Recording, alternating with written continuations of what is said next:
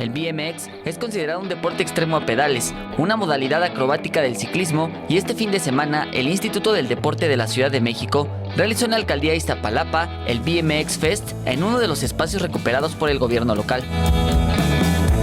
Se trató de una competencia en la que pudieron participar niños y jóvenes desde los 5 años, quienes intentaron realizar su mejor secuencia de trucos para levantar el título del mejor de la zona, además de disfrutar de un deporte que para ellos se ha vuelto un estilo de vida. Porque influye tanto en mi vida cotidiana, tanto en todo lo que hago, y es algo que debes de hacer bien.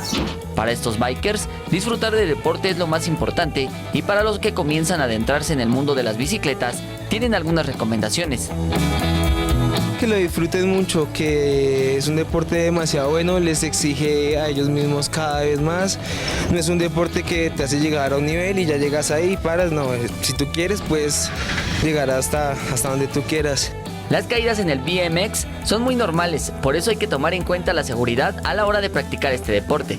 Pues casco, tobilleras, rodilleras, espinilleras, guantes.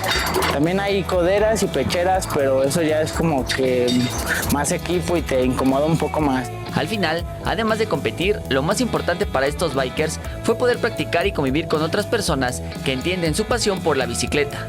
Jesús Arias, 21 Noticias.